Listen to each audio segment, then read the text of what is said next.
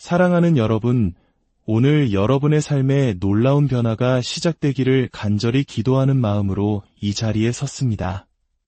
만약 제가 여러분의 치유가 언젠가 올 것이 아니라 바로 지금 이 순간 이미 여러분의 것이라고 말씀드린다면 어떠시겠습니까?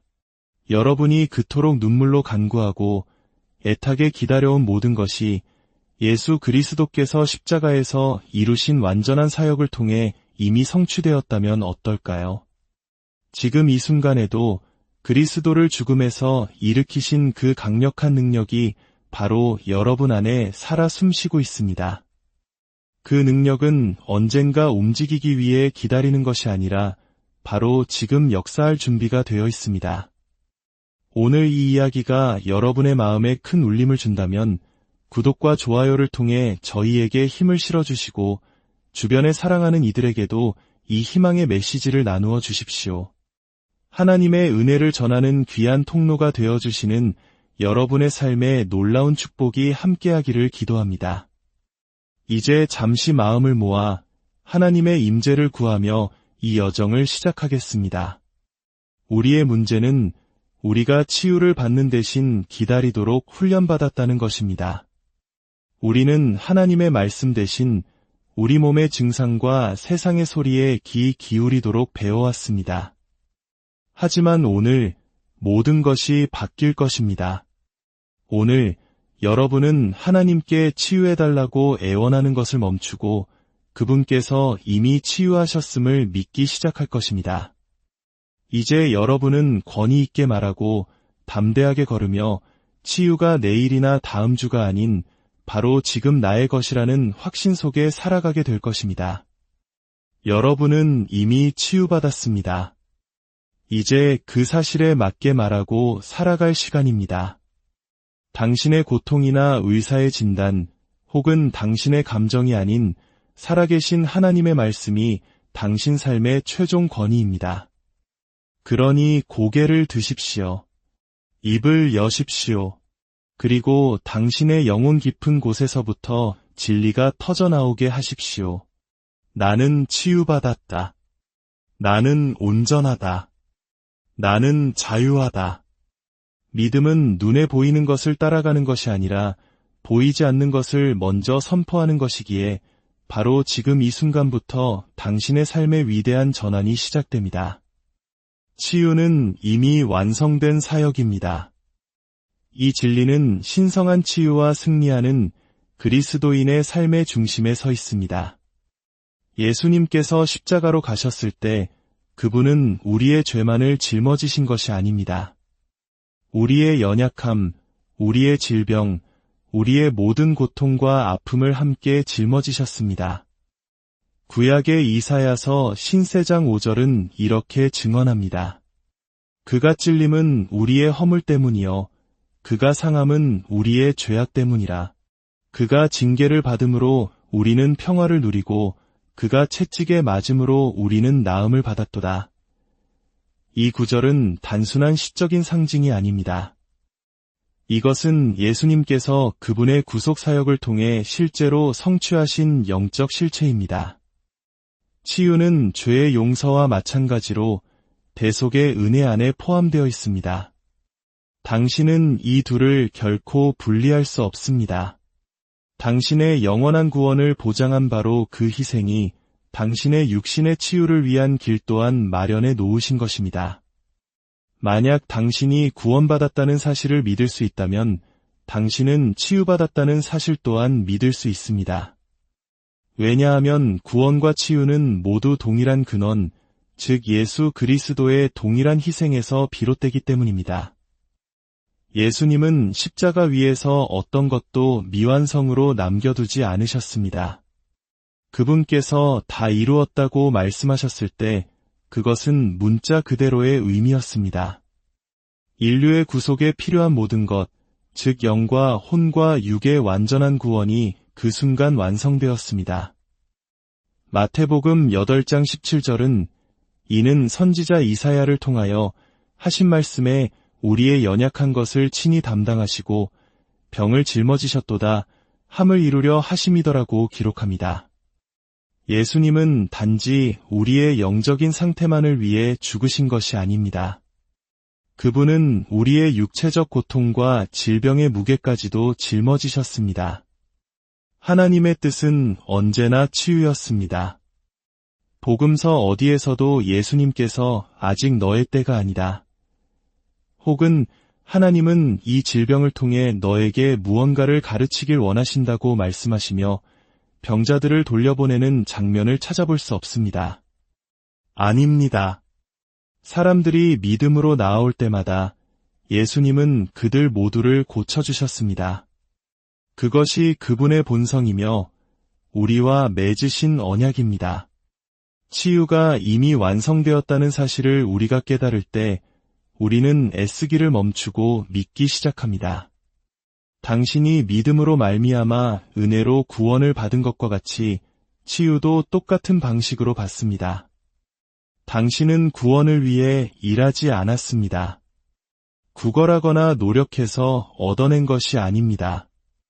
당신은 마음으로 믿고 입으로 예수님을 주로 시인하여 구원을 받았습니다. 치유에도 똑같은 원리가 적용됩니다. 당신은 노력이나 금식, 혹은 간절한 눈물을 통해 치유를 얻어낼 필요가 없습니다. 당신은 그저 말씀을 믿기만 하면 됩니다. 말씀이 당신이 나았다고 하면 당신은 나은 것입니다. 당신의 몸이 어떻게 말하든 증상이 어떻든 진단서에 무엇이라 쓰여 있든 상관없습니다. 많은 사람들이 하나님께서 치유하실 수 있다는 것은 믿지만 그분께서 이미 치유하셨다는 사실을 믿는 데에는 어려움을 겪습니다. 이것이 바로 원수가 사람들을 묶어두는 지점입니다. 원수는 치유가 언젠가 올 것이라거나 치유받을 자격이 생기려면 무언가를 더 해야 한다고 당신을 설득할 것입니다. 하지만 치유는 오고 있는 것이 아닙니다. 이미 여기에 와 있습니다. 그것은 예수님의 완성된 사역 안에 있습니다. 구원이 미래의 약속이 아니라 현재의 소유인 것처럼 치유 또한 바로 지금의 현실입니다. 예수님께서 이미 당신의 질병을 짊어지셨다면 당신은 더 이상 그 짐을 질 필요가 없습니다. 그분의 등에 이미 채찍 자국이 새겨졌다면 당신의 치유는 이미 값을 치른 것입니다. 이 깨달음은 모든 것을 변화시킵니다. 당신은 주님, 저를 고쳐주세요 라고 기도하는 것을 멈추고 이렇게 감사하기 시작할 것입니다.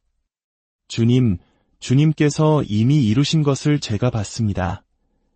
당신은 구하는 것을 멈추고 받기 시작합니다. 문제에 집중하는 것을 멈추고 해결책을 주신 그분께 찬양을 드리기 시작합니다. 믿음은 치유가 나타나기를 기다리지 않습니다. 믿음은 영 안에서 그것을 붙잡아 현실 세계로 끌어옵니다. 믿음은 말씀이 내가 나았다고 하셨으니 나는 나았다고 선포한다고 말합니다. 치유를 완성된 사역으로 이해하면 모든 압박감이 사라지고 평안이 찾아옵니다. 당신은 무언가를 일어나게 하려고 애쓸 필요가 없습니다. 이미 이루어진 일에 동의하기만 하면 됩니다. 예수님은 실패하지 않으셨습니다. 어떤 질병도 빠뜨리지 않으셨고 예외를 두지도 않으셨습니다. 암, 당뇨, 심장병, 관절염, 모든 바이러스와 진단명을 그분은 모두 짊어지셨습니다. 그 모든 것이 그분과 함께 십자가에 못 박혔습니다. 그리고 그분이 부활하셨을 때 그 질병들을 그 능력과 권세를 빼앗긴 채 패배자로 남겨두셨습니다. 치유가 이미 이루어졌음을 보기 시작할 때 당신의 기도 방식, 말하는 방식, 살아가는 방식이 바뀝니다. 당신은 치유받기 위해 애쓰는 자리에서 말하는 것이 아니라 이미 치유받은 자의 자리에서 말하게 됩니다. 당신은 하나님께서 무언가를 해주시도록 설득하기 위해서가 아니라 당신의 마음과 입을 그분이 이미 하신 일에 일치시키기 위해 하나님의 말씀을 선포합니다. 당신은 치유를 말하고 치유받은 자처럼 행동하며 치유받은 자로 살아갑니다. 당신의 힘 때문이 아니라 그분의 완성된 사역 때문에 말입니다. 믿음은 눈에 보이기 전에 먼저 말합니다. 이는 신성한 치유 가운데 걷고 하나님의 말씀으로 살아가는 근본적인 원리입니다. 믿음은 육신의 눈으로 볼 수 있는 것이나 몸이 느끼는 것에 기반을 두지 않습니다. 믿음은 선포하기 전에 몸의 상태가 먼저 좋아지기를 기다리지 않습니다. 믿음은 주위의 모든 것이 반대로 말할 때조차도 하나님께서 말씀하신 것을 그대로 말합니다. 진정한 믿음은 증상이나 환경, 논리와 상관없이 하나님의 말씀이 진리임을 믿습니다. 하나님께서 말씀하실 때 믿음은 나중이 아니라 즉시 반응합니다. 믿음이 말씀을 받아들이는 순간 눈에 보이는 증거가 없더라도 진리를 선포하기 시작합니다. 믿음은 현실 세계의 증거를 필요로 하지 않습니다. 말씀 자체가 믿음의 모든 증거입니다. 이것이 성경이 고린도후서 5장 7절에서 이는 우리가 믿음으로 행하고 보는 것으로 행하지 아니함이로라고 말씀하는 이유입니다. 믿음으로 걷는다는 것은 당신이 느끼거나 보는 것이 아니라 하나님께서 약속하신 것에 의해 인도받는다는 의미입니다.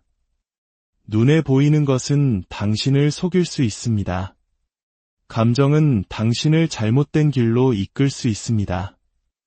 그러나 믿음은 변치 않는 하나님의 말씀에 뿌리를 두고 있기에 흔들리지 않습니다.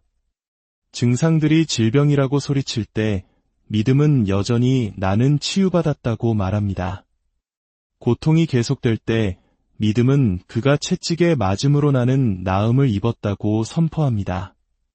믿음은 증상을 부정하는 것이 아니라 그 증상이 내 몸에 머무를 권리가 없음을 부정하는 것입니다. 믿음은 땅의 사실보다 하늘의 진리에 동의하기를 선택합니다. 히브리서 11장 1절은 믿음을 바라는 것들의 실상이요 보이지 않는 것들의 증거라고 정의합니다. 당신의 믿음이 바로 증거입니다. 아직 몸에서 치유를 보지 못할 수도 있지만 말씀이 당신이 나았다고 한다면 그것이 당신의 증거입니다. 입으로 선포된 말씀은 약속과 그 성취 사이를 잇는 다리가 됩니다. 당신은 하나님을 설득하기 위해서가 아니라 당신의 권세를 사용하기 위해 그것을 말하고 선포하고 고백합니다. 당신이 믿음으로 말할 때 당신은 영적인 능력을 이 땅의 대기 속으로 풀어놓는 것입니다. 잠언 18장 21절은 말합니다. 죽고 사는 것이 혀의 힘에 달렸나니 혀를 쓰기 좋아하는 자는 혀의 열매를 먹으리라. 당신이 하는 말은 당신이 결국 보게 될 현실이 됩니다. 만약 당신이 패배를 말하면 패배를 끌어당기고 질병을 말하면 질병을 강화시킵니다. 그러나 당신이 치유와 힘과 생명을 말할 때 당신은 당신의 상황 속에 있는 하나님의 치유 능력을 활성화시킵니다. 예수님께서는 이 원리를 반복해서 보여주셨습니다. 그분은 열병과 보지 못하는 눈, 죽은 몸과 마른 지체에 대고 말씀하셨고 그것들은 그분의 말씀에 순종했습니다. 예수님은 결코 어디 한번 기다려보자고 말씀하지 않으셨습니다. 병자에게 지금 기분이 어떠냐? 고 묻지도 않으셨습니다. 그분은 원하시는 결과를 말씀하셨고 그대로 이루어졌습니다. 마가복음 11장 23절은 분명히 말합니다. 누구든지 이 산더러 들리어 바다에 던져지라 하며 그 말하는 것이 이루어질 줄 믿고 마음에 의심하지 아니하면 그대로 되리라. 여기서 강조점은 조용히 믿는 것뿐만 아니라 입을 열어 그것을 존재하도록 말하는 데 있다는 것을 주목하십시오. 많은 신자들이 치유를 고백하기 전에 몸 상태가 나아지기를 기다립니다. 그러나 믿음은 개선을 기다리지 않습니다. 믿음이 개선을 일으킵니다. 당신이 강하다고 말하기 전에 힘이 나기를 기다릴 수 없습니다. 몸이 약하게 느껴지는 바로 지금 강하다고 말해야 합니다. 그것이 믿음이 작동하는 방식입니다. 먼저 말하면 현실이 따라옵니다. 오늘 당신이 말하는 것이 내일 당신이 살아갈 현실을 만듭니다. 당신이 믿음으로 말씀을 말할 때 당신의 말은 창조적인 능력을 지닙니다. 당신은 단순히 성경 구절을 읊은 것이 아닙니다. 당신은 신성한 권위를 풀어놓는 것입니다. 예수님은 내가 너희에게 이른 말은 영이요 생명이라고 말씀하셨습니다. 당신이 치유의 말씀을 말할 때 당신은 당신의 세포와 장기, 뼈와 피의 생명을 불어넣고 있는 것입니다. 당신은 당신의 육체를 당신의 영적인 실체에 일치시키고 있습니다. 즉시 보이지 않을 수도 있지만 당신이 말하는 순간 보이지 않는 영역에서 무언가 움직이기 시작합니다. 천사들이 움직이고 능력이 흐르며 치유가 나타나기 시작합니다. 그렇기 때문에 당신은 당신의 혀를 지켜야 합니다. 치유를 선포한 후에 질병을 말하지 마십시오. 두려움이 가득한 말로 당신의 믿음을 취소하지 마십시오. 아침에도, 밤에도, 고통 속에서도, 기쁨 속에서도 말씀을 선포하십시오. 당신의 고백을 하나님의 약속과 일치시키십시오. 믿음은 먼저 말합니다. 그리고 당신이 믿음으로 말하는 것은 당신의 몸에서 보게 될 현실이 될 것입니다. 당신의 말은 당신의 현실을 빚습니다. 당신의 입에서 나오는 말은 당신이 살아가는 환경을 창조할 힘을 가지고 있습니다. 그것이 치유와 온전함이든 질병과 패배이든 말입니다. 영적인 영역은 음성으로 활성화됩니다. 하나님께서 세상을 창조하신 방식이 바로 그것입니다. 그분은 생각하거나 바라지 않으시고 빛이 있으라고 말씀하셨고 빛이 있었습니다. 하나님의 형상대로 지음받은 당신도 같은 방식으로 기능합니다. 당신은 당신의 말로 당신의 삶에 어떤 것들을 불러들입니다. 계속해서 몸이 얼마나 안 좋은지, 아무것도 변하지 않는지, 얼마나 오래 걸리는지에 대해 이야기한다면 당신은 치유가 나타나는 것을 막는 불신의 벽을 쌓고 있는 것입니다. 그러나 당신의 몸에 대해 하나님의 말씀을 선포할 때 당신은 그 벽들을 허물고 믿음이 당신의 삶에서 움직이도록 풀어놓습니다. 예수님께서 무화과나무에 말씀하시자 나무가 순종했던 것처럼 당신도 당신의 몸과 장기, 면역체계와 혈액에 대고 말해야 합니다. 누군가 당신을 위해 해주기를 기다리지 마십시오. 당신의 상황에 직접 말씀하십시오. 예수님의 이름으로 내 심장은 완벽하게 뛰라고 명령한다. 내 혈압은 정상이 될 것을 명령한다. 내 뼈에는 힘을, 내 세포에는 에너지를, 내 존재의 모든 부분에 치유를 선포한다. 당신의 말이 하나님의 말씀과 일치할 때 그 말은 신성한 권위를 지닙니다. 당신은 당신 자신의 힘으로 말하는 것이 아니라 하늘의 지원을 받는 믿는 자로서 말하는 것입니다. 많은 사람들이 무심코 자신의 입으로 자신을 저주합니다. 나에겐 항상 이런 일이 일어나 절대 나아지지 않을 거야. 이건 우리 집안 내력이야. 혹은 이걸 안고 살아가야 하나 봐와 같은 말들을 합니다. 이러한 말들은 단순한 좌절의 표현이 아닙니다.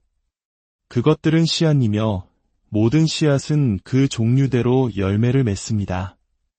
부정적이고 두려움에 찬 불신의 말을 심는다면 당신은 당신의 몸과 삶에서 더 많은 같은 종류의 것을 거두게 될 것입니다. 그러나 믿음이 담긴 생명을 주는 말씀을 심는다면 당신의 수확은 달라질 것입니다. 혀는 온도 조절 장치와 같습니다. 온도 조절 장치가 방의 온도를 설정하듯이 당신의 말은 당신 삶의 영적 기후를 설정합니다. 당신은 또한 악마가 당신의 말을 듣는다는 것을 이해해야 합니다. 당신이 말하기 전까지 악마는 당신이 무엇을 믿는지 모릅니다. 당신이 두려움을 말하면 악마는 그것에 먹이를 줄 것입니다. 의심을 말하면 그것을 이용할 것입니다. 그러나 증상 앞에서조차 담대하게 말씀을 선포할 때 당신은 악마를 침묵시킵니다. 당신은 당신의 말로 원수를 대적합니다. 예수님께서 광야에서 사탄을 물리치신 방식이 바로 그것입니다. 그분은 논쟁하거나 애원하거나 불평하지 않으셨습니다. 그분은 기록되었으되라고 말씀하셨습니다. 그분이 말씀을 선포하실 때마다 원수는 물러나야 했습니다. 그 동일한 전략이 오늘날에도 유효합니다. 사랑하는 여러분, 진정한 믿음은 마음속 동의를 넘어 삶의 행동으로 나타납니다. 야고보서 2장 17절은 행함이 없는 믿음은 그 자체가 죽은 것이라고 말씀합니다. 살아있는 믿음은 현실이 아직 그것을 반영하지 않을 때에도 하나님께서 말씀하신 것이 이미 이루어진 것처럼 행동합니다. 말씀이 당신이 치유되었다고 한다면 진리대로 행동한다는 것은 치유받은 사람이 살아가는 것처럼 살기 시작한다는 것을 의미합니다. 이는 없는 것을 있는 척하는 위선이 아닙니다. 당신은 하나님의 약속을 너무나 온전히 신뢰하기에 당신의 선택과 행동, 태도가 당신의 환경보다 그분의 말씀에 더 부합하기 시작하는 것입니다. 당신은 증상을 무시하거나 현실을 부정하는 것이 아닙니다. 당신은 더 높은 진리에 반응하기로 선택하는 것입니다. 하나님의 말씀은 당신이 느끼거나 보거나 경험할 수 있는 어떤 것보다 더 실제적입니다. 복음서에는 예수님께서 10명의 나병 환자를 고치시는 강력한 순간이 있습니다. 그분은 아직 눈에 띄게 낫지 않은 그들에게 가서 제사장들에게 너희 몸을 보이라고 말씀하십니다. 그들은 순종했고 가는 동안에 깨끗함을 받았습니다. 그들의 치유는 그들이 행동하기 전에 온 것이 아니라 그들이 행동할 때 왔습니다. 그것이 믿음이 작동하는 방식입니다. 만약 당신이 치유되었다고 믿는다면 치유된 사람들이 하는 일을 시작하십시오. 고통 때문에 침대에서 나오지 못했다면 믿음은 나는 일어난다고 말합니다. 팔을 들 수 없었다면 믿음은 예수님의 이름으로 나는 팔을 든다고 말합니다. 순종의 모든 발걸음은 말씀에 대한 동의의 발걸음입니다. 치유받은 사람들은 절망을 품지 않습니다. 의심이나 두려움을 말하지 않습니다. 무겁고 패배감에 젖고 희망 없는 모습으로 다니지 않습니다. 당신이 느끼는 것 때문이 아니라 당신이 아는 것 때문에 미소 짓습니다. 고통이 아직 사라지지 않았음에도 불구하고 약속이 확실하기에 자신 있게 말합니다. 이제 육신의 소리에 귀 기울이지 말고 영의 음성을 신뢰하십시오. 육신에 속한 생각은 사망이요 영에 속한 생각은 생명과 평안입니다. 당신의 최종 권위는 당신의 감정이나 의사의 소견서 혹은 당신 자신의 오감이 아니라 하나님의 말씀이어야 합니다. 치유는 밖에서 안으로 오는 것이 아니라 안에서 밖으로 흘러나오는 것입니다. 당신의 영은 이미 진리를 알고 있습니다. 영은 하나님께 동의합니다. 영은 말합니다. 당신은 이미 치유받았다. 예수님께서 값을 치르셨다. 당신은 승리했다. 그러나 육신은 논쟁할 것입니다. 육신은 증상과 고통, 피로를 가리킬 것입니다. 바로 그때 당신은 누구의 보고를 믿을 것인지 결정해야 합니다. 말씀을 확인하기 전에 맥박을 재지 마십시오. 성경을 보기 전에 체온계를 들여다보지 마십시오. 약속을 선포하기 전에 증상을 되뇌지 마십시오. 당신이 확대하는 것이 자라납니다. 당신의 상태를 계속 살피고 한계에 집중하면 의심이 강해질 것입니다. 그러나 말씀을 묵상하고 영과 동의하면 당신의 믿음이 자라고 치유가 일어날 것입니다. 사랑하는 여러분, 이제 담대한 고백으로 악마를 대적하십시오. 야고보서 4장 7절은 마귀를 대적하라 그리하면 너희를 피하리라 고 명령합니다.